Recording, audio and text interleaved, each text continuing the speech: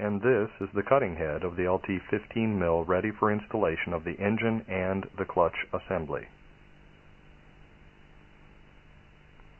Start the installation of the clutch assembly by mounting the bracket for the clutch lever.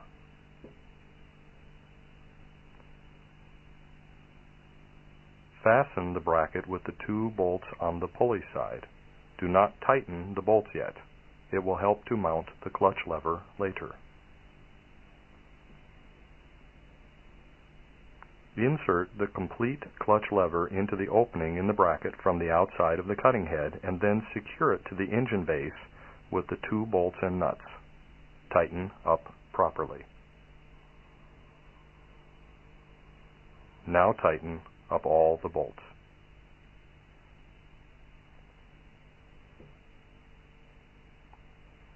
Put the rotating mechanism on the clutch lever from the inside of the cutting head and secure it with an Allen stud.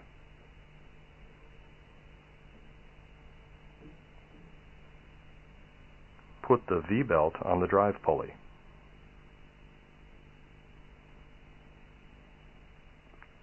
Secure the drive belt tensioner assembly from the outside of the cutting head so the V-belt passes through the center of the drive belt tensioner. Connect the coupling shaft and the tensioner assembly with the rotating mechanism using the double-ended adjusting bolt and secure it with a split pin.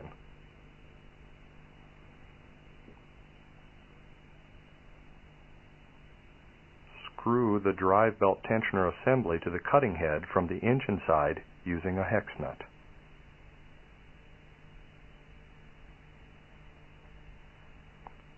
Fasten the brake shoe to the tensioner assembly with 2 bolts.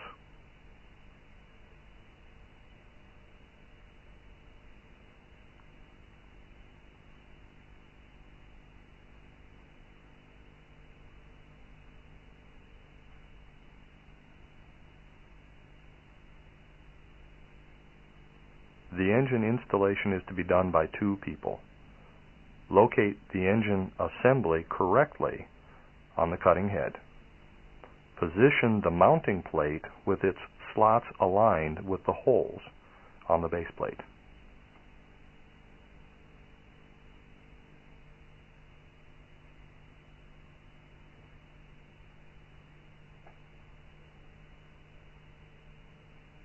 Reinstall the limit switches on the other side of the cutting head and install the rubber grommet. Put the lever spring on the choke valve and make a few test movements with the clutch lever in order to check its proper operation.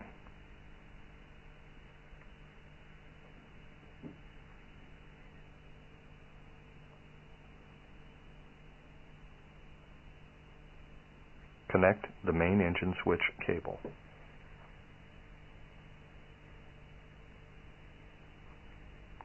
Attach the ground lead to the motor as shown.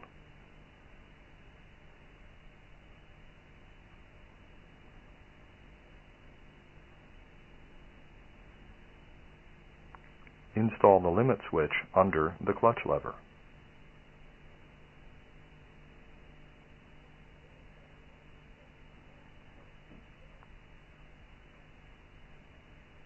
Mount the drive belt tensioner spring inside the cutting head.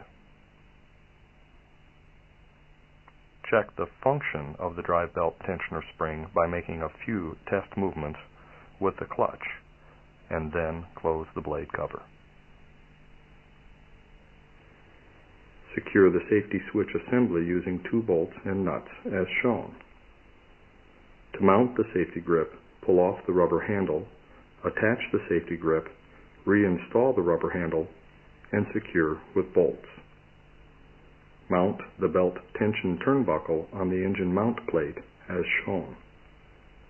The engine should be secured and tightened with 4 bolts, nuts, and washers only after having installed and tensioned the drive belt. This will be shown later. For safe work, it is necessary to mount the plastic guard. Locate the 2 log clamps. Here you see one fully assembled and one partially assembled.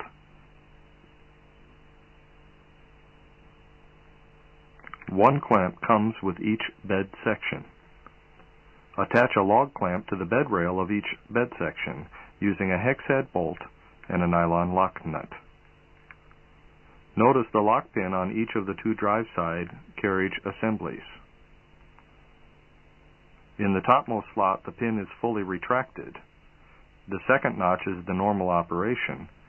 Fully extended, the pin fits into a hole in the bed frame to secure the saw head for travel. Locate the two feed rope mounting brackets, two hex head bolts, two nylon lock nuts, and the rope. Install a feed rope mounting bracket at each end of the bed assembly using the hex head bolt and nylon lock nut. Make sure you install the angle bracket correctly. The bracket should angle up toward the end of the mill. Tie a knot in one end of the feed rope. Slip the knotted end of the rope into the front rope mounting plate. Route the other end of the rope between the sawhead carriage and the bed frame. Loop the rope around the outer groove of the lower feed pulley and carefully loop the rope clockwise around the top of the feed crank spool 3 times. Then route the rope back down to the lower feed pulley. Wrap the rope around the inner groove of the lower feed pulley. Route the rope to the rear mounting plate. Tie a knot in the end of the rope and insert it into the mounting bracket. The rope should be tight. Open the drive side blade pulley housing. Put the drive belt around the engine pulley and the inner groove of the drive side blade pulley. Slide the engine to tension the drive belt. You should see the belt tighten. To maintain the drive tension, tighten the jam nuts on the turnbuckle. The drive belt should have approximately 10 to 12 millimeters of deflection. Check the drive belt tension after the first 20 hours and every 50 hours thereafter. Once you have properly tensioned the drive belt, tighten the engine mounting bolts. 2 bolts secure each side of the engine. Install the auxiliary bed rail to the front bed frame section. Place the auxiliary bed rail between the bed rails. Look for a set of pre-drilled mounting holes between the first 2 bed rails. Use 4 hex head bolts and lock nuts to secure the rail. Each side of the auxiliary bed rail uses 2 hex head bolts and lock nuts.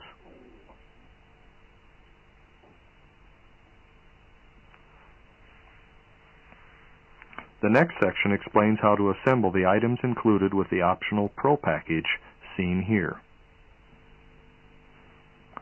The log loading ramps slide into the rectangular brackets along the idle side of the mill. 2 brackets on each bed section permit you to select the best location for the loading ramps. Stops on the ramps are spring-loaded to prevent logs from rolling backwards. Remove the loading ramps before sawing.